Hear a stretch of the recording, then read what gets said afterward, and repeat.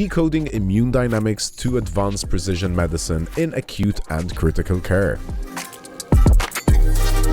Thank you for the kind introduction, and of course thank you to the organizers who have invited me once again, Minister Abela, Professor Seracino-Nglot. Thank you for the invitation, and I'm really happy to share some of our data emerging from the Immune Dynamics Lab set up at the University of Malta. So one of the great challenges in medicine has been and still is diagnostics. So how are we identifying sickness? And above all, how are we identifying patients who may benefit or be harmed by particular treatments?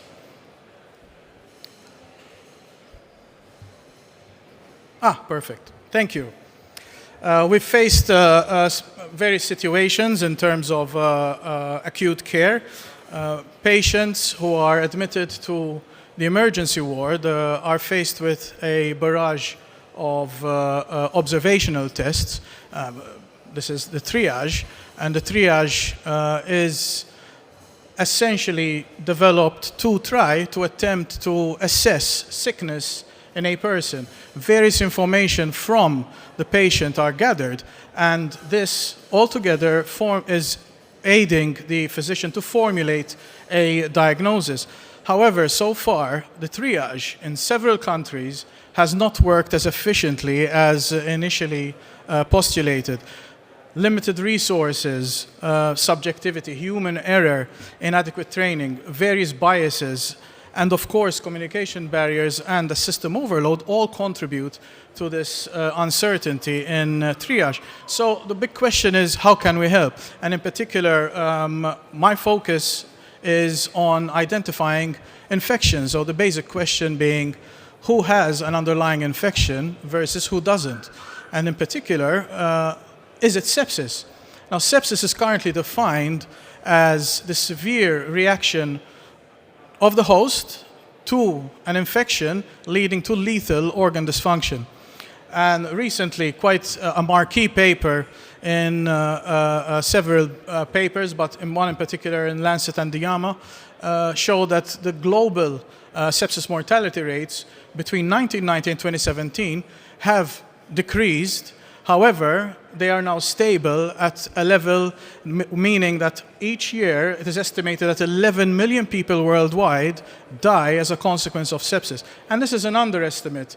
Why is that? Because we do not get information from third world countries, for example, the African continent, South America. We expect that these estimates are indeed larger than we have seen so far. And there are various underlying causes that can propel a patient to sepsis, one being the severe immune response or inflammatory response to an infection. And it does not discriminate between ages nor races, and in particular the neonates and the elderly are at the highest risk of developing sepsis. It has become clear for the past 10 years that the immune system is playing a central role in sepsis, but also in various diseases, in particular the chronic diseases. And within the immune system, we have to try and now step outside of our common idea of the immune system, where for years we have been taught through medical textbooks that the immune system is there solely to combat infections, where we're now seeing that the immune system is more far-reaching than just a sentinel against invading pathogens. They are serving as sentinels to maintain tissue homeostasis. We've seen several times that macrophages can play the role of a pro-inflammatory cell, but at the same time, after destroying the invading pathogen, these macrophages can turn into a tissue repair mode. And we've seen so many times in various observational studies, in particular on corticosteroids, that many patients, despite receiving corticosteroids, are still at high risk of mortality. Some also turn higher risk given a certain dose of, for example, hydrocortisone. Now, the immune system is at the heart of various diseases, be it cancer, autoimmune, and in particular infectious diseases and sepsis, which is going to be the focus of this talk. So what are we trying to motivate here and inspire? As part of the European Group on the Immunology of Sepsis, we are promoting a way to better, or at least more precisely, phenotype patients using the various technologies that we have available so far. In particular, next-generation sequencing, flow cytometry, which are going to be two of the technologies I'm going to share with you today, as well as other technologies, for example, functional tests, which we also perform in the labs. And with respect to flow cytometry, I'll also be showing you later how one particular marker on a blood cell may help in identifying patients who are developing sepsis. So here's one example of immune profiling in the context of severe infection. Pneumonia being one of the most prevalent causes of sepsis. Rapid diagnosis is challenging. So far, the method of choice are blood cultures and a chest X-ray. They do take time. And we do understand that for every hour that treatment is delayed, the risk of a severe reaction and poor outcomes increases by 11%. So how can we help minimize the time in between the door and the needle, so to speak, be it in the emergency department and also the ICUs? So here, this is a study conducted in 2015, where patients admitted to two hospitals in the Netherlands, one in Amsterdam and one in Utrecht, were included in a study to identify potential biomarkers that can discriminate between pneumonia and non-infectious respiratory distress. Now, this is an important control population because the attending physician could not identify pneumonia. However, patients who were retrospectively classified as non-infectious were given the same treatments, same fluids, corticosteroids, in particular, same antibiotic treatments. So this was a very important question that we wanted to address because the clinician could not identify these two patients. And of course, non-infectious critical illness with respiratory distress was caused mainly due to exacerbated COPD and also pulmonary embolisms. What did we do here? We obtained blood samples from patients and controls, and we performed immune cell profiling using transcriptomics. And the result was thousands and thousands of gene expression profiles. Each dot you see in the plot to your right represents a gene. And that gene is active either towards pneumonia patients, if it's in the positive range, or active in the non-infectious control population, if it's towards the left. Above that horizontal line, we deemed as the genome-wide significance threshold. So anything above that line can actually have potential clinical implications. However, of course, we're dealing with thousands of genes, and it's impossible to analyze these one by one. So this is where machine learning at the time came in really nicely. And we analyzed these genes in a way to identify the most informative gene set that will enable us to classify these two very similar patients, although one group had an underlying infection or pneumonia. And what we settled on was a ratio of two genes called FAME3 and PLAC8. This ratio was very robust in identifying sepsis patients due to pneumonia relative to this important control population with an area under the curve of roughly 0.85. What was really interesting was that an advocated marker that was being used at the hospitals, procalcitonin, did not perform as well as the marker we had identified. So this was, of course, really reinforcing, and this motivated us further to better understand whether or not we can take this type of approach to other causes of sepsis, in particular abdominal sepsis. And one of the big challenges in surgery is, how do I know whether a patient after surgery who gets fever has an underlying infection or not? And this is an important question in the field that we wanted to address.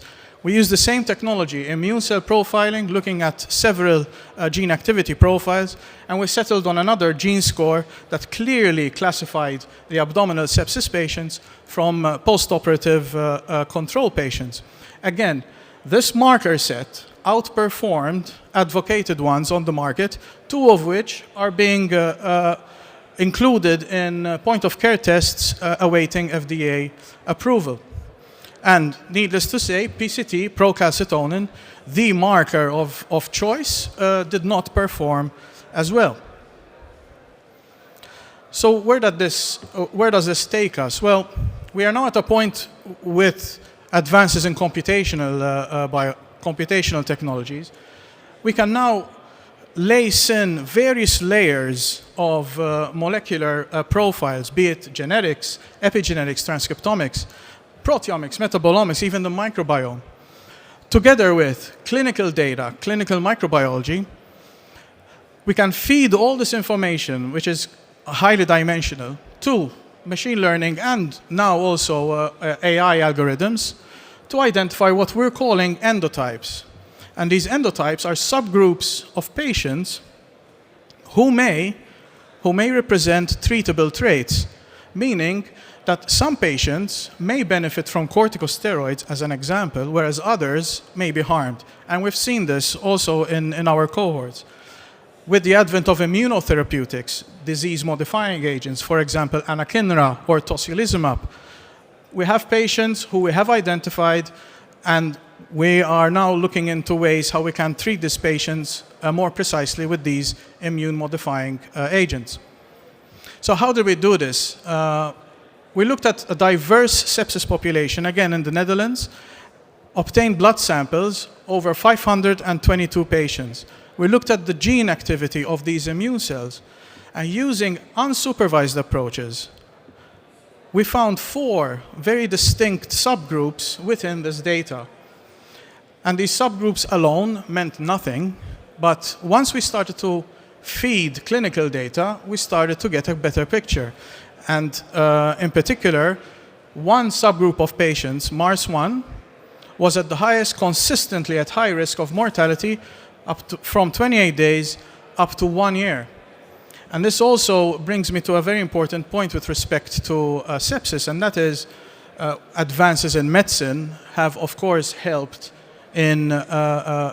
patients survive a septic episode. This survivor pool are left with long-term complications. And you may know this now, post-pandemic, as long COVID. Well, long COVID is not new to us because we have been dealing with the complications and long-term sequelae of sepsis for years. And here we have now a technology that can tell us whether or not particular patients are at high risk of long-term complications outside of the ICU, in the survivor pool. What does this mean biologically? We fed this information through bioinformatics pipelines, and what emerged was very intriguing. MARS1, the high-risk endotype, was characterized by a depression in both innate and adaptive immune functions. This indicated that we may have a tool here to identify immune-suppressed patients. In contrast, MARS2 and MARS4 classified patients were characterized by heightened inflammatory responses. And these are the patients we are earmarking as potential candidates for corticosteroid treatment.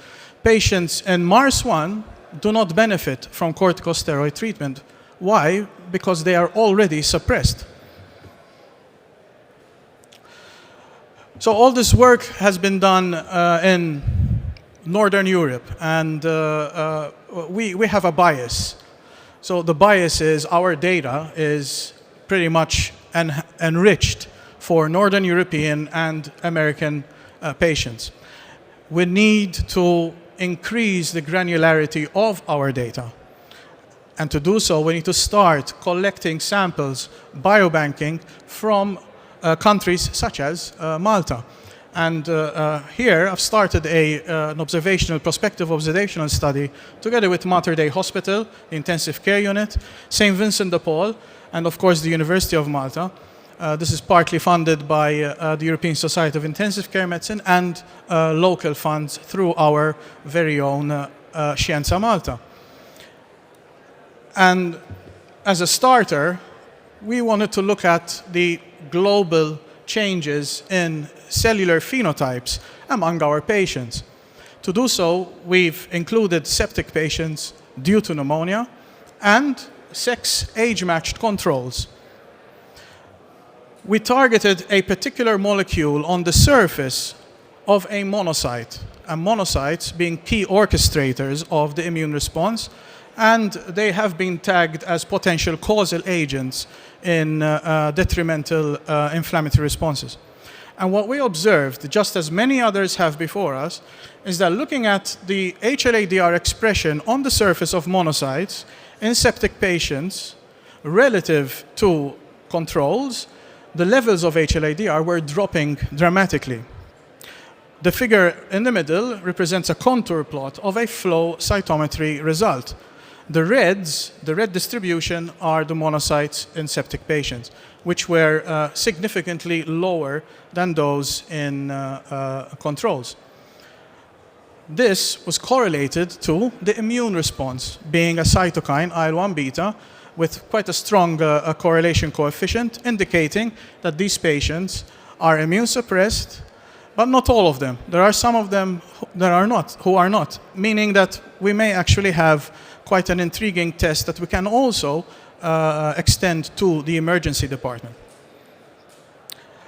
In conclusion, we have now the tools available to profile various molecular facets of the immune response.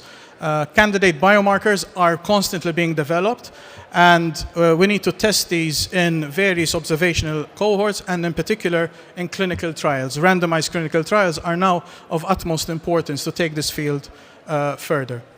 Lastly, I'd like to acknowledge all the people from my previous labs in the Netherlands and the US, and also the current labs and Mater Dei Hospital. Thank you all for your attention.